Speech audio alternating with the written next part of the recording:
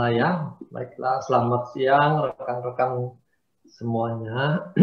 Hari ini kita akan mendalami lagi mengenai sumbarasi khususnya ya. Tapi ini sekarang lebih pada bagaimana cara kerjanya. Supaya kita nggak bolak-balik bertanya pilih sumbarasi atau eksekusi gitu. Saya bingung juga, sudah setahun lebih masih pertanyaannya sama. Jadi kita mulai dengan SOP. Ini ada di SOP 100 maupun sumbarasi. Ya. Jadi jangan juga orang makan SOP 100 dan sumbarasi. Gitu. Aneh nanti kedengarannya. Pilih salah satu aja. SOP ini diambil dari kantung telur, ya, selaput dari telur ikannya. Jadi bukan telurnya, bukan dagingnya. Ini kantongnya. Ikannya khusus Oncorhynchus keta salmon, dan kalau di paper itu mereka sebutkan sebagai SOM, Salmon Ovary Outer Membrane gitu ya. Jadi ini jelas sekali dikatakan selaput luar dari kantung telur ikan. Nah, yang diambil itu adalah ekstraknya. Jadi ini merupakan hasil teknologi tinggi. Bukan sekedar kantongnya dikumpulin di blender lalu jadi bubuk salmon, bukan begitu. Ini teknologi tinggi, hanya diambil peptidanya. Peptida itu ikatan dari asam amino tertentu, ya. Jadi tidak semua asam amino yang diambil gitu. Nah, ini juga penting karena peptida ini yang menjadi tulang punggung kekuatan dari SOP ini. Dia akan berperan tuh sebagai messenger, pembawa pesan. Ya.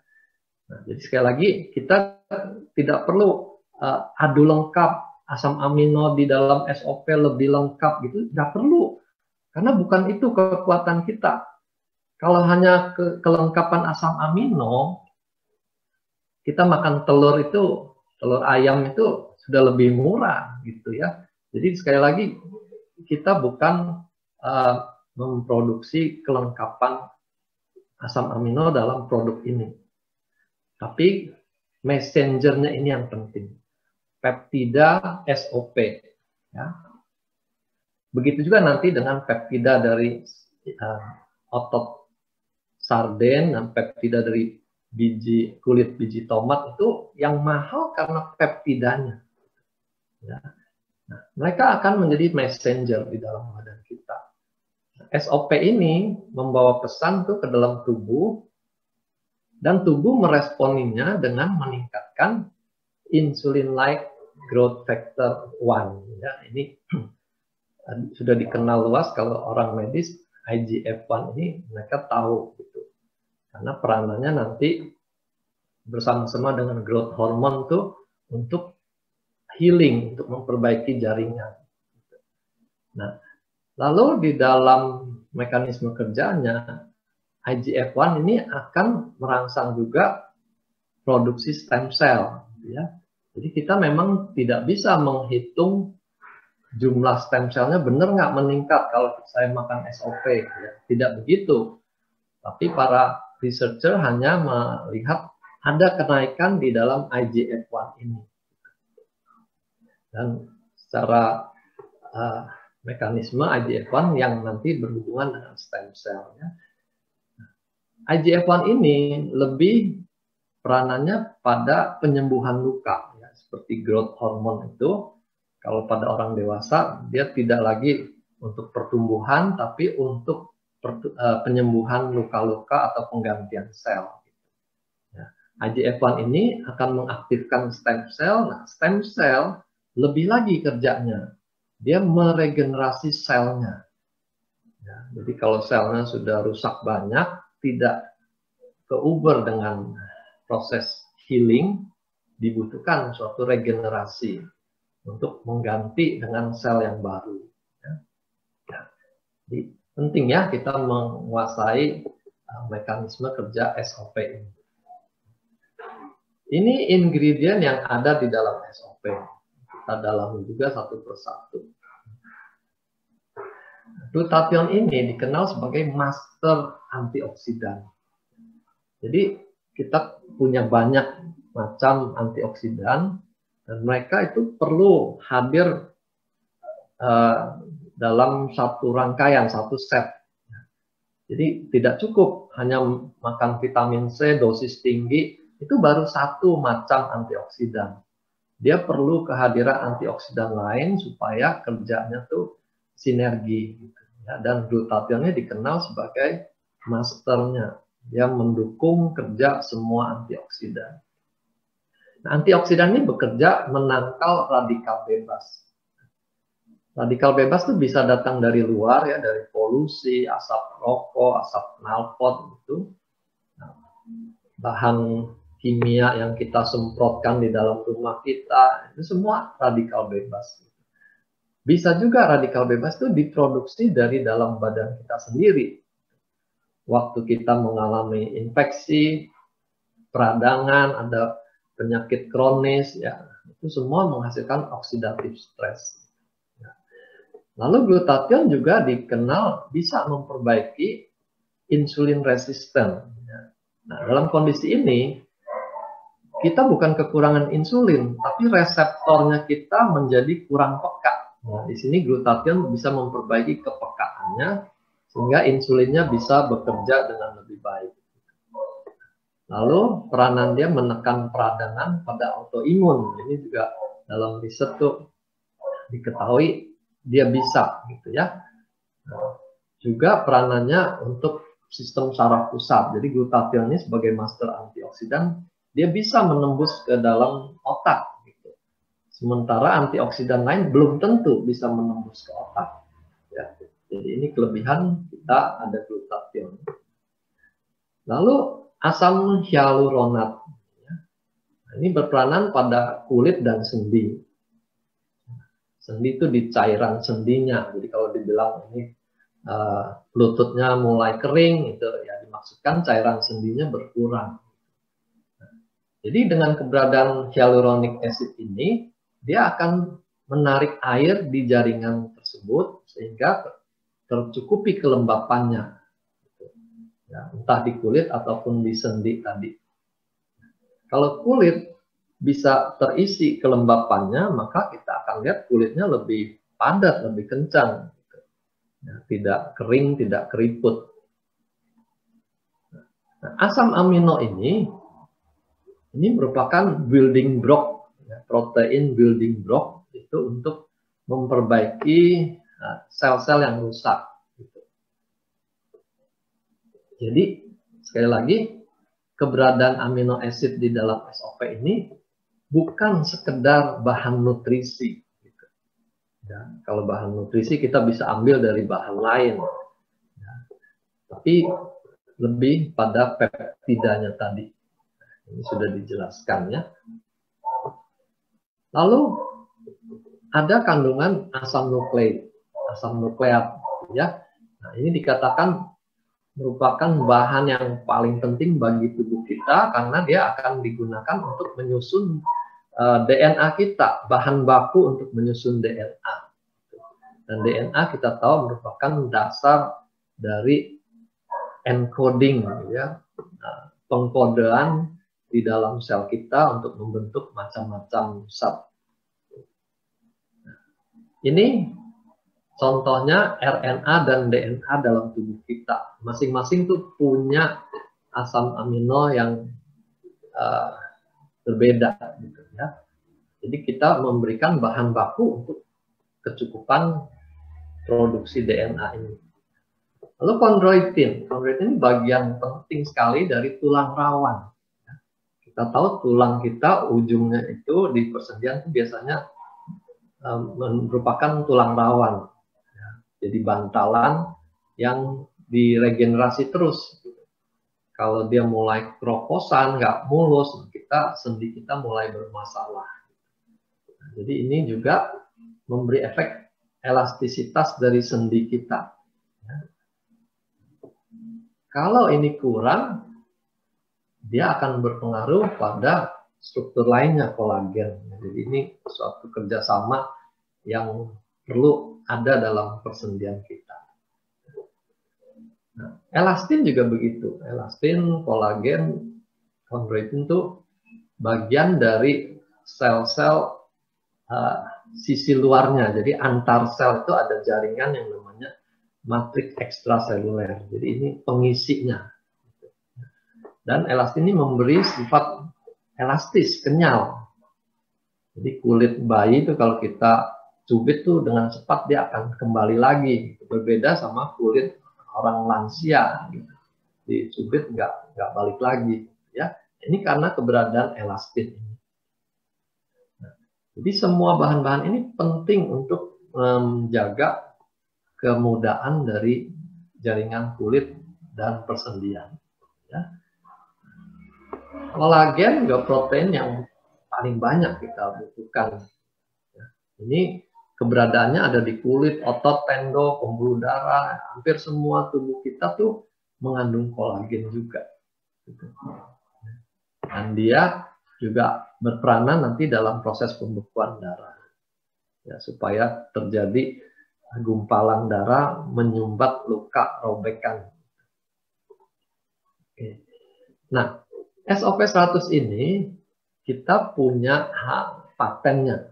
Ini nomor patennya. Dan kita berpegang hanya pada hasil paten ini. Ya. Paten yang pertama ini untuk regenerasi sel, yang kedua untuk perbaikan aliran darah, dan yang ketiga untuk anti-aging, khususnya kelihatan di kulit. Keriputnya itu lebih berkurang. Ya.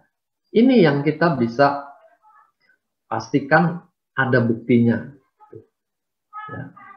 Hal-hal lain, misalnya keberhasilannya memperbaiki fungsi ginjal, itu tidak tercakup dalam paten ini, tapi merupakan hasil tambahan karena adanya kerja 3 mekanisme ini. Gitu. Ya, nanti saya jelaskan lagi. Nah, kita ambil 10 testimoni yang paling sering saja untuk dibahas hari ini ya. Sendi tadi kita sudah singgung bagaimana bisa dia memperbaiki sendi. Karena ada regenerasi, ditambah lagi bahan-bahan yang diperlukan oleh sendi. Ya, kolagen, elastin itu. Nah, diabetes juga begitu. Dia bisa membaik, pankreasnya bisa menghasilkan lebih banyak insulin, karena terjadi regenerasi di pankreasnya. Gitu. Ya, ini merupakan suatu terobosan. Karena kalau obat-obat yang digunakan untuk mengatasi diabetes, itu tidak memulihkan pankreasnya. Dia memang menurunkan gulanya, tapi pankreasnya tidak diperbaiki. Butuh kemampuan regenerasi untuk memperbaiki pankreas. Ya. Itu juga organ-organ lain itu semuanya tidak lepas dari peranan regenerasi dan perbaikan aliran darah. Ya. Itu kunci utamanya. Kita coba dalami lagi per penyakitnya. Ya. Oke. Nah, subarasi itu adalah khasiat SOP ditambah lagi 2 peptida yang baru. Ya. SOP-nya sendiri ditingkatkan menjadi 150 mg, ditambah peptida dari otot ikan sarden. Ya. Jadi ini sekali lagi ini peptida. Diambilnya dari ototnya saja gitu. Jadi jaringan yang lain tidak. Gitu, ya. Dan hasilnya dia mempunyai efek antihipertensi. Sebaliknya yang satu lagi tambahannya peptida dari kulit biji tomat. Ini sudah dikenal dengan merek dagang Fruit Flow. Nah, dia punya efek anti-agregasi trombosit. Jadi subarasi merupakan kombinasi dari efek SOP yang tadi kita sudah dengar, ditambah efek antihipertensi dan anti-agregasi trombosit.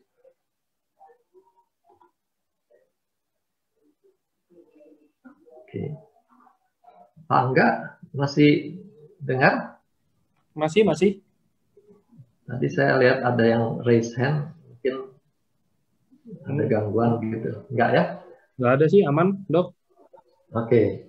Sekarang kita coba dalami bagaimana dia bekerja sebagai anti hipertensi. Karena ini menyangkut pertanyaan, oh, kalau saya darahnya normal atau bahkan darahnya rendah, bisa nggak makan Subarasi? Ya.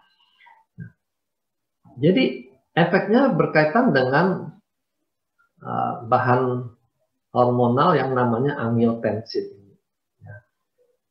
Angiotensin 1 itu diproduksi normal di dalam liver kita. Tapi dia sebagai bahan yang masih inaktif.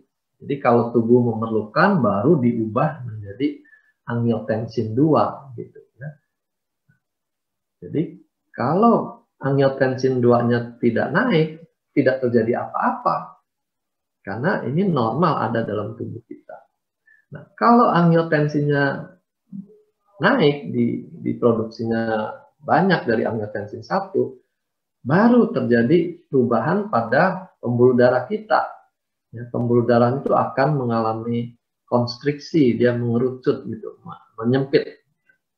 Karena di dalam pembuluh darah itu ada ototnya, jadi ototnya akan berkontraksi dan pembuluh darahnya mengecil diameternya. Nah, kalau terjadi itu, kita sebut tahanan perifer itu meningkat. Itu sama seperti selang tuh yang diameternya lebih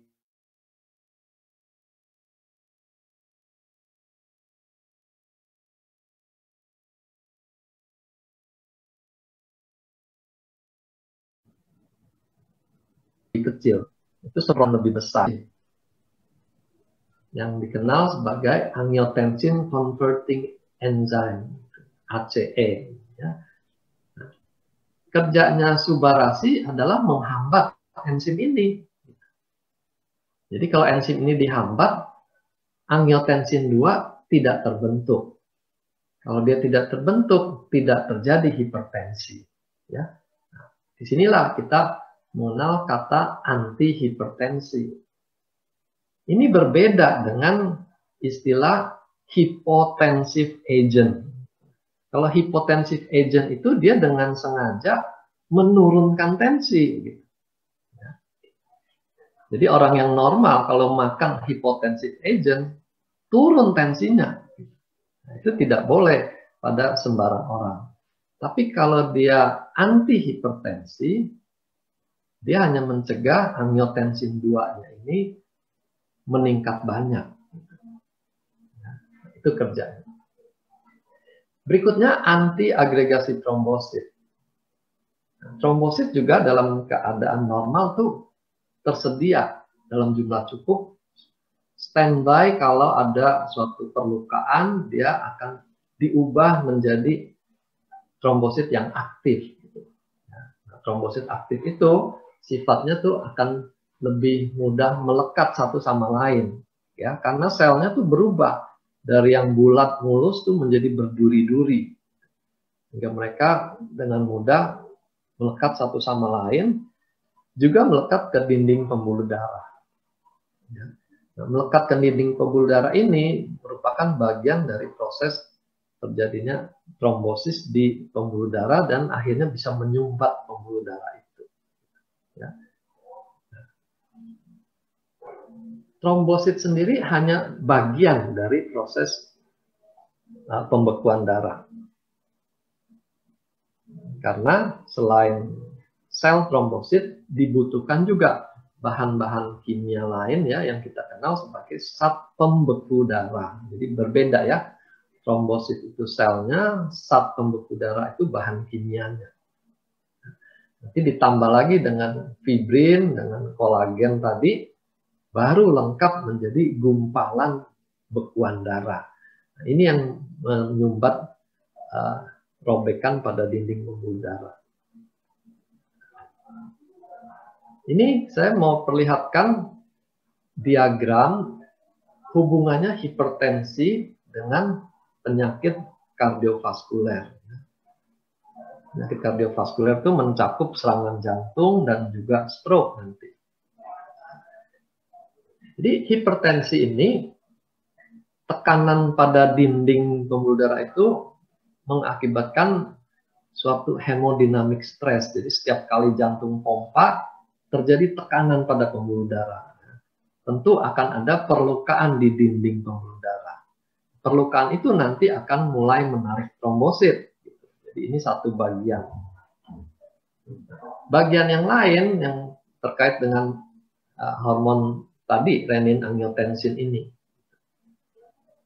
Nah, kita bisa memblok di jalur renin-angiotensin ini dan juga memblok kerja dari trombosit di jalurnya yang sisi kiri ini, ya, karena hemodinamik stres ini. Dengan memblok kiri kanan, kita bisa mengurangi resiko terjadinya aterosklerosis. Ya.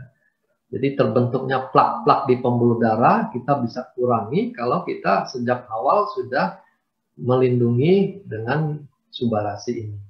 Ya.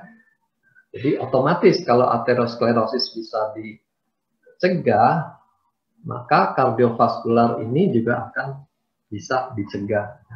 Saya ceritakan teman saya, dia 5 tahun lalu tuh check up, kalsium skornya masih rendah.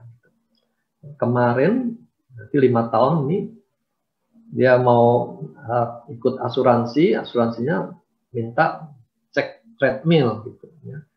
Ternyata di treadmill testnya itu positif hasilnya, ada ischemic response, sehingga diharuskan periksa dengan MSCT meneliti keadaan pembuluh darah di jantungnya.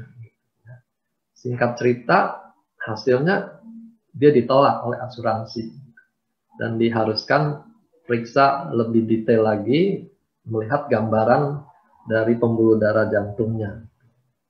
Nah, hasil akhirnya ternyata pembuluhnya itu sudah mampat sampai 80-90% di dalam 5 tahun.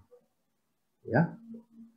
Nah, dokternya lihat gambar pertama memperkirakan ini cukup pasang 1 ring. Tapi setelah dilakukan kateterisasi, ternyata yang tersumbat bukan hanya 1 pembuluh darahnya. Ada banyak tempat, sehingga akhirnya masuk 6 ring. Gitu. Ya, padahal pasiennya tidak mengalami serangan, jadi ketahuannya kebetulan karena dia mau masuk asuransi. Ya. Nah, di sini kita lihat betapa buruknya kondisi hipertensi kalau disertai dengan kolesterol tinggi, gitu ya. Apalagi kalau ada gula darah juga tinggi, itu dengan cepat dia akan menyumbat pembuluh darah. Ya. Nah, seperti ini mekanismenya. Ini gambar bulat ini LDL kolesterol. Jadi dari kolesterol tuh yang berperan buruk pada penyumbatan tuh LDL-nya. Perhatikan ya, waktu cek lab LDL-nya berapa. Kalau LDL tinggi ini yang akan menjadi cikal bakal terbentuknya benih plaknya. Gitu ya. Nah, ditambah peradangan. Peradangan tadi bisa dari tekanan hipertensi, bisa dari rokok, dari kencing manis. Itu mempercepat proses terbentuknya plak ini. Ya. Ini seperti ini gambarannya. 10 tahun, 30 tahun, 40 tahun tuh dengan cepat tuh bisa tersumbat. Anak sekarang kalau dia balita, dia sudah overweight, hati-hati. Karena proses pembentukan plak juga mungkin sudah mulai terjadi. Ini, sisanya ini yang dikatakan berapa persen. Jadi kalau dia bilang penyempitannya 80%, berarti lubangnya ini tinggal 20%. Dan kita tidak bisa hitung, oh 20% kalau mampet total itu masih berapa tahun ya, gitu. Nggak bisa. Karena sewaktu-waktu bisa terjadi plaknya ini robek. Ya. Terjadi kebocoran plak, itu dalam hitungan menit, trombosit akan berdatangan dan memulai reaksi pembekuan darah dan tersumbat total. Dalam hitungan menit. Ya. Jadi kita jangan main-main dengan penyempitan pembuluh darah ini. Gak perlu tunggu 90% baru heboh. Sedini mungkin kita harus cegah, jangan sampai terjadi plak yang menimbulkan penyempitan.